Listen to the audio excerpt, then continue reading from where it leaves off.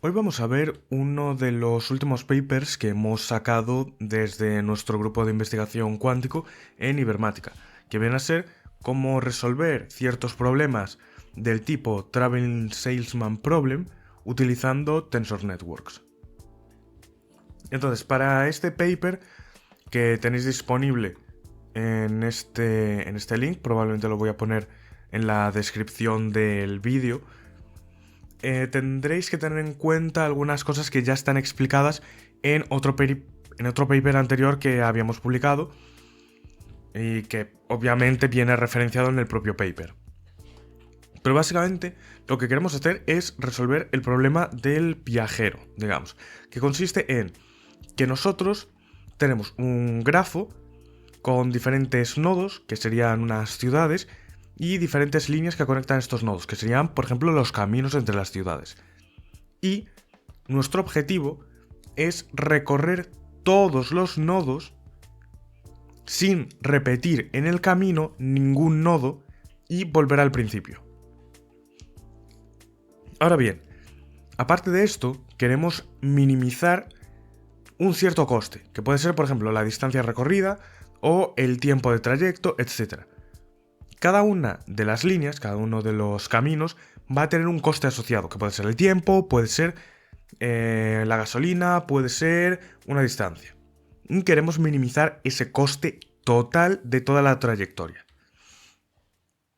Entonces, claro, este es un problema NP-hard. Esto es, que es un problema muy difícil de resolver. Y mucho menos a fuerza bruta. Porque de hecho, a fuerza bruta necesitaríamos, si tenemos n nodos, necesitaríamos concretamente comprobar n factorial posibles combinaciones, lo cual obviamente no es factible a partir de unas 10 ciudades, porque n factorial es n factorial. Entonces, lo que vamos a hacer va a ser utilizar una técnica de Tensor Networks. Para esto lo primero que vamos a hacer va a ser definir nuestro problema de minimización, que sería: encuéntrame el x, que por cierto, esto es importante, nuestra codificación es que una solución va a ser un vector x tal que la componente x0 va a ser donde vamos a estar en el instante 0, x1 en el instante 1, x2 en el instante 2 y así.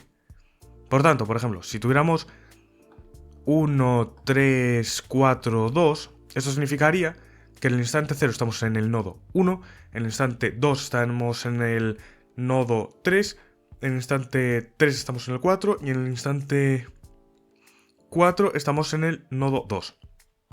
Esto es lo que vendría a ser nuestra notación.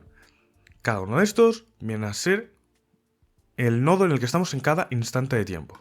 Entonces el subíndice es el tiempo. Entonces, nuestro problema es, queremos encontrar una trayectoria óptima. Esto sería nuestra trayectoria, una trayectoria óptima, tal que minimice el coste de dicha trayectoria. Y algo importante es que obviamente cada una de las componentes es un número entero que va entre 0 y n-1 para todos los tiempos entre 0 y n-1, y que obviamente para dos tiempos diferentes las x no pueden ser las mismas. Esto es básicamente que no se pueda repetir un nodo. Entonces la función de coste sería esta de aquí. Sería esta de aquí. Obviamente, si tenemos en cuenta el hecho de que tenemos que volver al principio, pues ya sabremos que aquí, si ponemos n-1, n-1 más 1, esto obviamente es n, y el xn como tal no existe. Entonces el xn va a ser el x0, o sea, el x inicial. Ahora bien, podemos generalizar esto incluso más, añadiendo un nuevo subíndice al coste. Que por cierto, esto es también importante. Esto es el coste de ir. O sea, C sub IJ es el coste de ir del nodo I al nodo J. O sea, por ejemplo, C31 es el coste de ir del nodo 3 al nodo 1. O sea, esto sería C31. Y obviamente, si el problema no es simétrico, si el grafo no tiene el mismo coste yendo en esta dirección que yendo en esta dirección, obviamente lo que sucede es que esta C no va a ser simétrica. Y ya está. O sea, ya tiene en cuenta todo esto. Y si dos nodos no están conectados, por ejemplo, aquí vemos que el 0 no está conectado con el 6. Entonces, el C06 va a ser igual al C60, que va a ser igual a infinito. Porque el coste sería infinito, o sea, porque no se puede hacer. Y a su vez, imaginémonos que solo podemos ir en una cierta dirección. Imaginémonos que solo podemos ir de 7 a 1. Entonces, C7 a 1 sería un número y C17 sería infinito, porque no podemos ir en la dirección contraria. Esto sería para los grafos dirigidos, por ejemplo. Entonces, podemos añadir una cosa más a este coste, que sería el instante de tiempo en el que lo estamos realizando. Esto es, no es lo mismo ir de 0 a 3 en el instante 0 que ir de 0 a 3 en el instante 4, por ejemplo. Porque al igual es otra hora diferente del día, o por otros motivos, que se nos está acabando la gasolina, o que a esa hora las tiendas están cerradas, cosas así. Entonces podemos hacer que este coste también dependa del instante temporal en el cual estamos realizando ese movimiento. Esto nos quita unas cuantas simetrías, pero por ahora no es algo, digamos, relevante. Y también vamos a tener otra posible generalización extra, que es la de un término local. Esto es, si vamos en cierto instante de tiempo a esta ciudad, ¿cuánto tiempo tendríamos que pasarnos en ella? ¿O cuál es el coste de estar en esta ciudad en este espacio de tiempo? O sea, en este instante de tiempo. Pero a fin de cuentas todo esto se puede, toda esta forma se puede condensar en esta forma de aquí, que digamos que es la más general para este problema en el cual cada nodo depende del anterior y depende del paso. Entonces, digamos que este es el más general que podemos resolver y que vamos a resolver en esta primera instancia. Entonces, el problema es este. Queremos recorrer todos los nodos y volver al principio. Y que no se repita ninguno y a la vez reducir lo máximo posible este coste de aquí, que tiene en cuenta el momento en el que viajamos de una ciudad a otra y de qué ciudad vamos a qué otra ciudad. Entonces vamos a resolver esto con una Tensor Network de esta forma, donde básicamente podríamos pensar esto como si fuera un circuito cuántico, en el cual aquí tenemos el qubit de la variable 1, el qubit de la variable 2, el qubit de la variable 3, etc. Tenemos estos qubits. Y ahora lo que vamos a hacer es empezar con una superposición uniforme, que son estos nodos más. Todo esto viene un poquito explicado en el paper del cubo CUDO. Y ahora lo que vamos a hacer va a ser aplicar una evolución en tiempo imaginario. Evolución en tiempo imaginario. Que lo que va a hacer va a ser con estos costes, con este tensor de costes, lo que va a hacer va a ser que cada uno de los estados, cada una de las combinaciones tenga una amplitud que esté más amortiguada cuanto mayor sea su coste. Esto es que nuestro estado sea, o sea, que nuestro estado total, digamos, sea del estilo...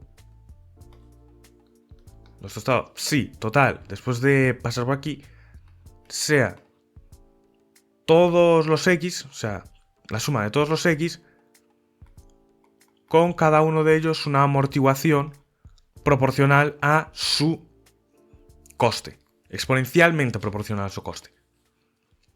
Entonces así las trayectorias que tengan un mayor coste estarán más amortiguadas y por tanto las que tengan una mayor amplitud van a ser las que tengan menor coste, que son precisamente las que buscamos. Pero obviamente si nos quedamos así, no tenemos en cuenta la restricción de no repetición. Entonces lo que vamos a hacer va a ser lo siguiente. Lo que vamos a hacer va a ser aplicar unas capas de filtrado que van a ser estas de aquí. Que van a tener en cuenta el hecho de que cada uno de los nodos solo puede aparecer una vez.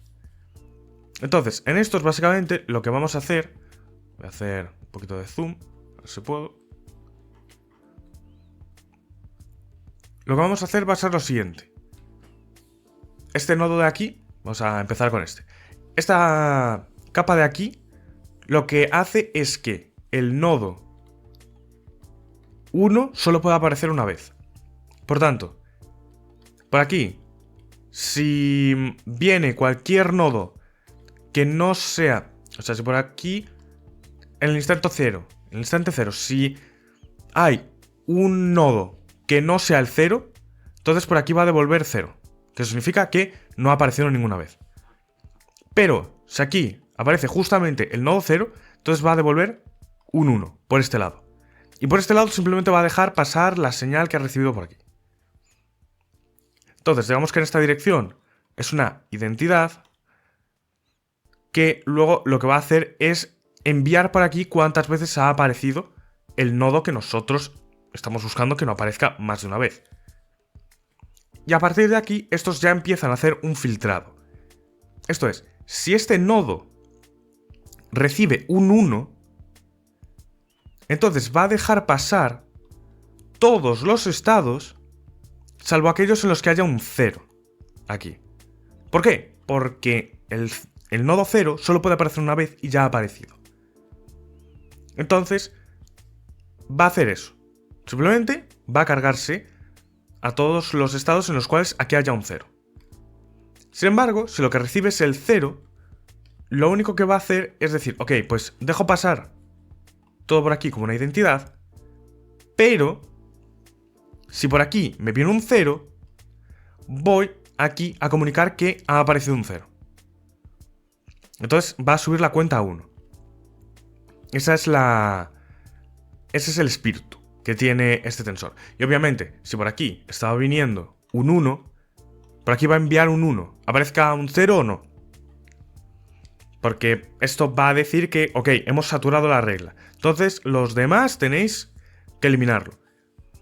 Y, al final del todo, si por aquí viene un 0, que significa que no ha aparecido ningún nodo 0, entonces aquí va a obligar a que aparezca el 0. Porque el nodo 0 tiene que aparecer en algún lado. Y si por otro lado, por aquí, viene un 1, va a obligar a que no aparezca el 0, otra vez. Entonces, simplemente tenemos que hacer una de estas capas para cada uno de los nodos, que solo puede aparecer cada uno una vez.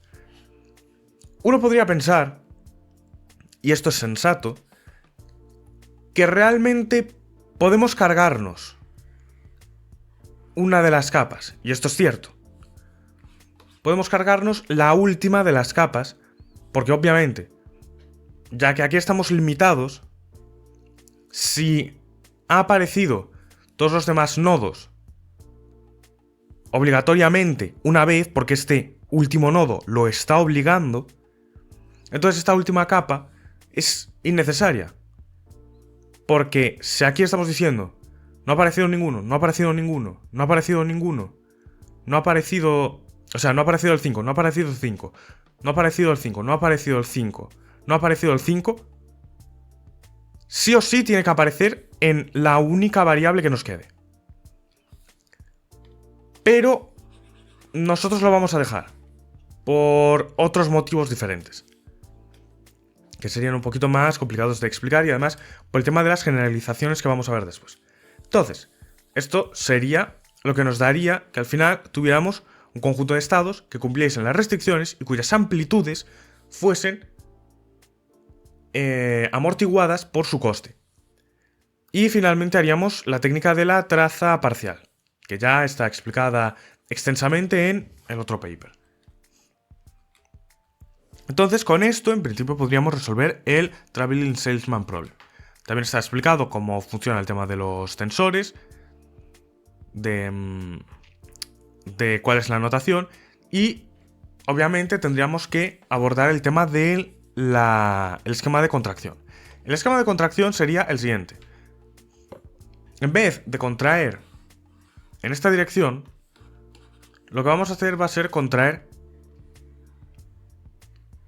en esta dirección, porque esto es mucho más eficiente que hacerlo así. Porque si contraemos así, vamos a tener n elevado a n. Pero si contraemos en esta dirección, vamos a tener concretamente n por 2 elevado a n, creo que era. N al cuadrado por 2 elevado a n. Y después, en el siguiente paso, vamos a tener n a la cuarta por 2 elevado a n. Vamos contrayendo hacia arriba. Obviamente lo vamos haciendo por pasos. No vamos a contraer todo esto de golpe, no. Vamos a tener este tensor. De hecho, mejor lo explico en el otro. Vamos a tener este tensor, entonces vamos a contraer esto con esto. Y esto con esto. Vamos a tener algo cuadrado, entonces lo que vamos a hacer va a ser contraer este tensor grandote con esto de aquí, después con este, después con este y después con este. Para ahorrarnos cuanta más memoria mejor y para ser lo más eficientes posible en la contracción. Y finalmente contraemos la última capa, que nos va a costar lo mismo que esta primera contracción. Entonces, la complejidad de contraer una capa intermedia con la siguiente es de este orden, pero tenemos que hacerlo para n capas, porque tenemos n variables, entonces tenemos que multiplicar otra vez por n y realizar esto para averiguar todas y cada una de las capas siguiendo el algoritmo que está descrito en el otro paper, que también está explicado en un vídeo, el vídeo del CUDO tridiagonal. Vemos que la complejidad computacional total sería esa, n al cubo por 2 elevado a n, que es muchísimo mejor que n factorial, obviamente, o que n elevado a n. Y su coste en memoria sería n al cuadrado por 2 elevado a n, que no es precisamente poco. Pero obviamente se pueden explorar otras técnicas para intentar hacer esto de manera aproximada. Y bueno, también hay que tener en cuenta, nosotros aquí estamos escribiendo, de hecho lo ponemos en el paper, que estamos poniendo n hat, porque n hat podría ser n, podría ser n-1 o n-2, dependiendo de qué restricciones estamos poniendo. Porque nosotros podemos decir, ok, quiero que encuentres una ruta que vuelva al principio, y vuelva al principio. Pero también lo que puedo hacer es decir, ok, pero quiero que me hagas una ruta que empiece en este punto y acabe en este punto. Entonces tienes dos puntos que son fijos. Estos dos puntos son fijos. Entonces son dos variables que ya están fijadas y por tanto no tiene sentido que consideres. Entonces simplemente cambias un poquito la función de coste o sea, el tensor de coste para el instante 0 y para el último instante, teniendo en cuenta cuáles ya van a ser las últimas variables, y resuelves para las demás. Entonces tu n hat va a ser n-2. Por otro lado, si tienes la condición, digamos, cíclica, pues te va a dar igual cuál sea el primer nodo de tu cadena. Entonces puedes escoger uno y fijarlo. Por tanto, tendrías que n ser -1.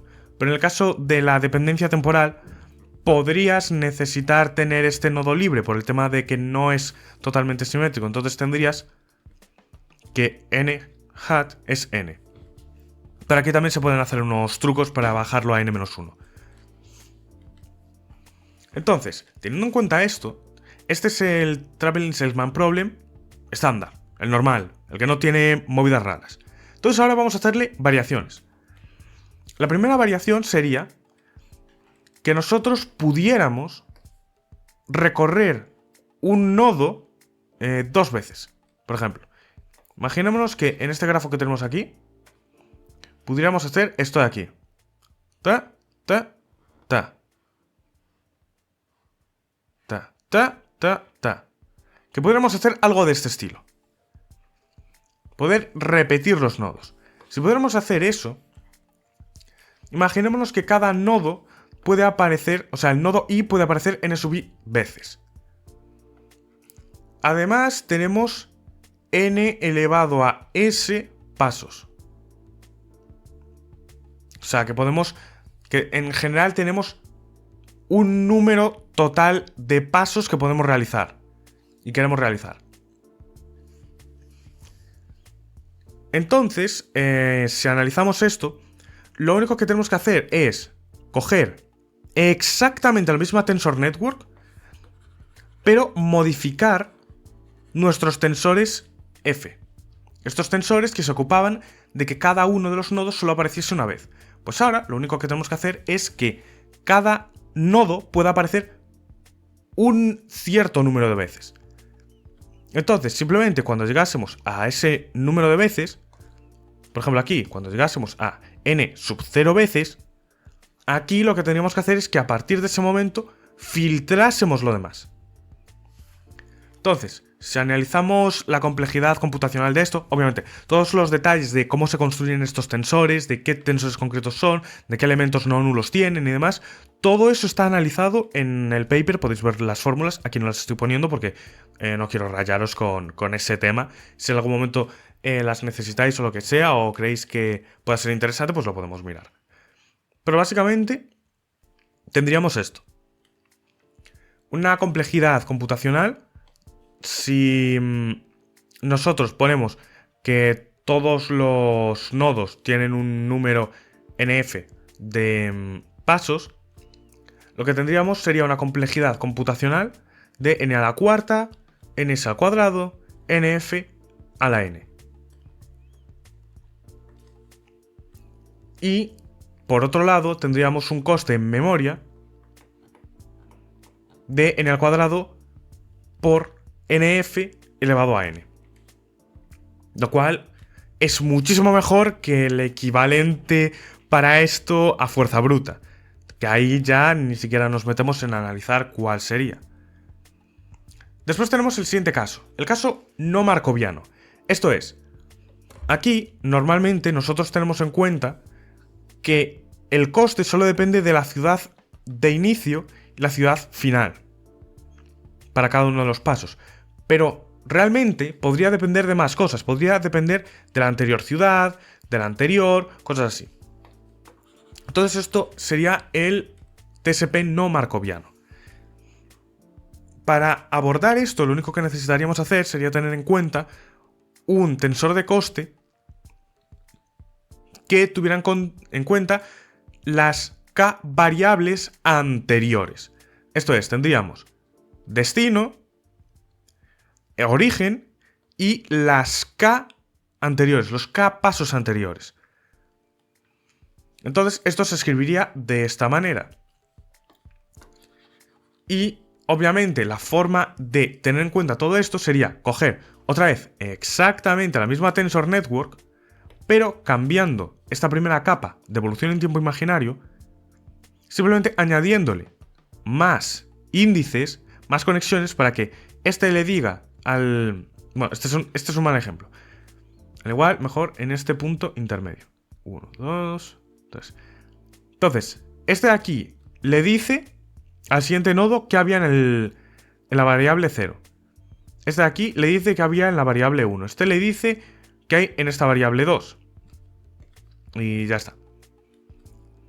Pero claro, como este k puede ser pequeño, o sea, imaginemos que al igual solo son los 2 pasos anteriores o los 3 pasos anteriores.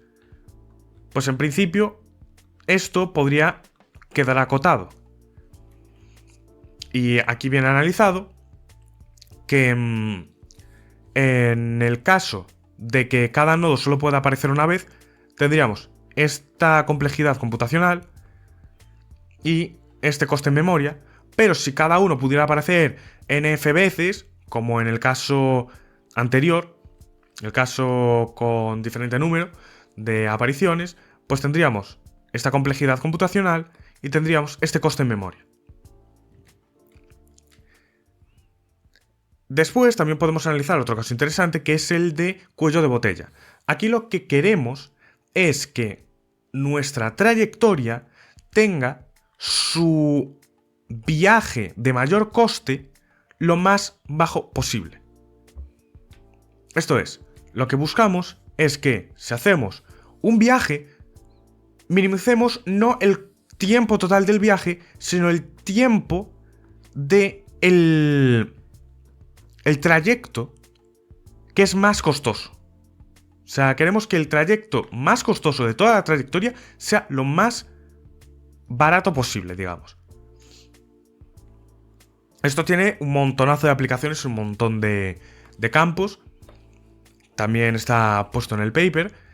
Y básicamente lo único que tendríamos que hacer aquí sería cambiar esta capa de aquí, de tensores S, por unos tensores que lo único que fuesen haciendo sería decirle al siguiente, ok, si por aquí, imaginemos, tenemos este trayecto cuesta A. Entonces, le comunicamos al siguiente que el coste más alto que hemos encontrado hasta el momento es A y que venimos de un estado, o sea, del nodo que haya aquí, del x1. Entonces, si lo que viene aquí, si x2, si el trayecto de x1 a x2 tiene un coste mayor que A, vamos a empezar a pasar B, o sea, este nuevo coste en vez de A. Pero si A es mayor, vamos a pasar A. Esto es, que lo que hace esta capa es irle comunicando a las de abajo cuál es el mayor coste de trayecto que ha encontrado. Y una vez llegues al final, el último nodo lo que va a hacer única y exclusivamente es coger cuál ha sido aquí el coste que le está llegando, ver si el coste en esta última variable es más alto, coger el máximo de los dos y hacer la evolución en tiempo imaginaria de este coste, que será el máximo de los costes locales que habrá de antes. Entonces este es un caso súper interesante que tendría exactamente el mismo coste computacional, modificando una cosa, porque tienes que multiplicarlo por el número de... Tienes que multiplicarlo por cuál es el coste máximo que te vas a encontrar. Pero eso también es algo extremadamente fácil de ver. Es simplemente multiplicar por una cosa el orden. Después, también se puede hacer un TSP con precedencia. Esto es, que estés obligando a que, por ejemplo, el nodo 1 tenga que ir antes que el nodo 13, por ejemplo. Que primero tienes que visitar el nodo 1 antes que el nodo 13. Entonces aquí lo único que tendrías que hacer sería poner una regla en tus capas F que básicamente pregunten, por aquí ha aparecido el nodo... habíamos dicho que el 13 tiene que ir antes que el 1. Entonces, ¿por aquí ha aparecido el nodo 13? No. Pues entonces no puede aparecer el 1. ¿Por aquí ha aparecido el nodo 13? No. Pues no puede aparecer el 1. ¿Por aquí ha aparecido el nodo 13? Sí. Entonces puede pasar el 1. ¿Sabes? Entonces aquí tendríamos tanto un índice para el filtrado, para que solo aparezca una vez cada uno de los nodos, y otro para indicar si ha aparecido el que tiene que aparecer antes. Entonces así básicamente podríamos hacer esta técnica de la precedencia. Por otro lado también tenemos el TSP del político, que se basa en que tenemos aquí, en vez de un conjunto de nodos que tenemos que visitarlos todos, tenemos que al igual estos 3 nodos son de un tipo, estos 4 nodos son de otro tipo, estos 3 son de otro tipo y estos 4 son de otro tipo. Entonces lo que pasa aquí es que tienes que visitar al menos, o sea, que tienes que visitar uno y solo uno de los nodos de cada tipo de forma que minimices el tiempo. Que esto es básicamente que tuvieras que visitar una ciudad en cada uno de los estados, minimizando el tiempo de ese viaje. Entonces esto simplemente sería cambiar nuestras capas F para que en vez de que F lo que haga sea ver si ha aparecido un nodo concreto, te mire si ha aparecido un nodo del tipo concreto.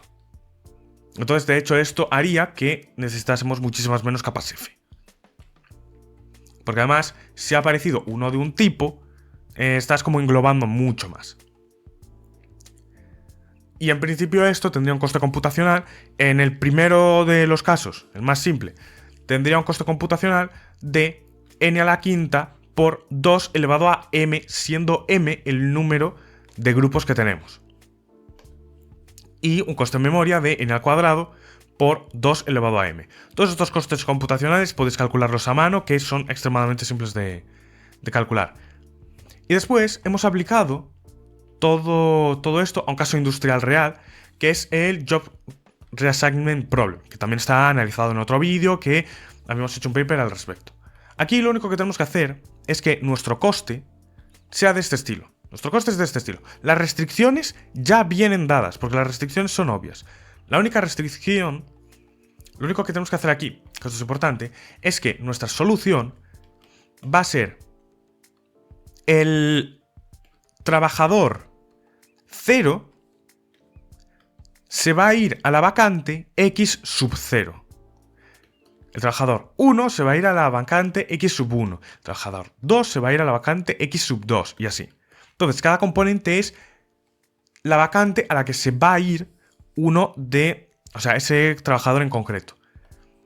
Si esto es 0, si esta componente es 0, es que no cambia de puesto.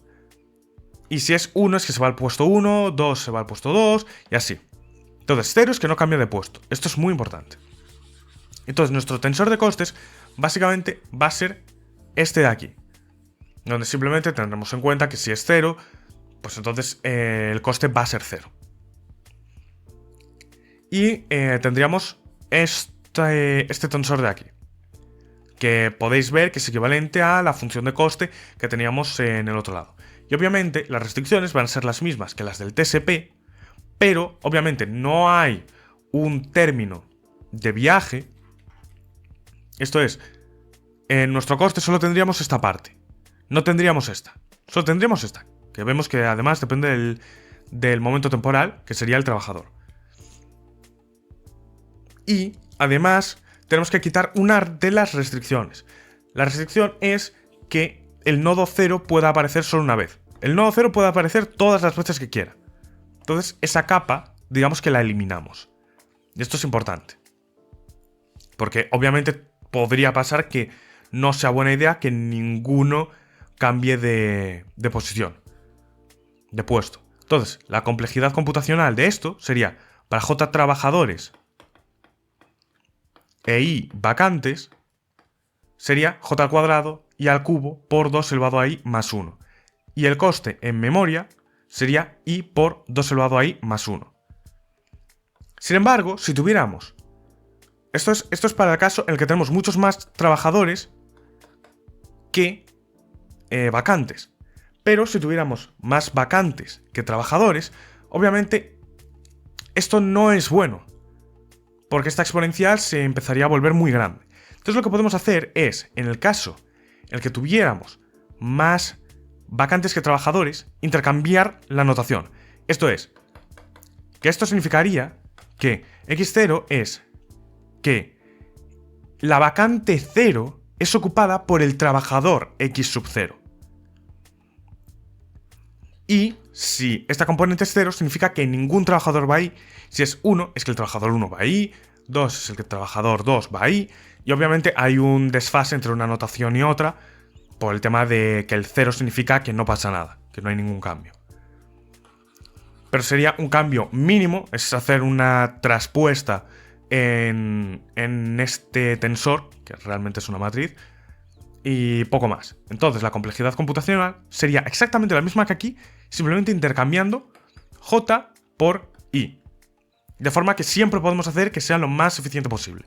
Y esto lo hemos puesto en producción, en el caso de la 11 Innova, y hemos visto, que además hemos hecho pruebas, que lo hemos resuelto con un Digital Annealer y con un Quantum Annealer también, y con este método de Tensor Networks. Y hemos visto que ambos dan exactamente el mismo resultado en calidad, o sea, que ambos resultados tienen el mismo coste, pero nos dan soluciones distintas por el caso de la degeneración. Entonces estamos viendo que estamos resolviendo bien en ambos casos y estamos resolviendo exactamente igual de bien. Y obviamente es una mejora extremadamente sustancial con respecto al método que usaban antes, que era básicamente hacerlo a mano.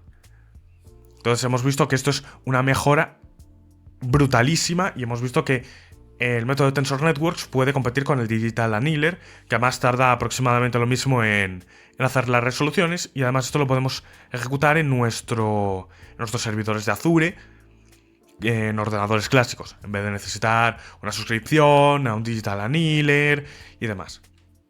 Entonces básicamente esto es lo que quería comentaros del tema del Travel Salesman Problem hecho con un método de Tensor Networks. Así que ya sabéis, si tenéis cualquier duda me la podéis dejar en comentarios, podéis checar el paper, obviamente teniendo en cuenta también el paper anterior, y si no tenéis ninguna duda, nos vemos en el siguiente vídeo.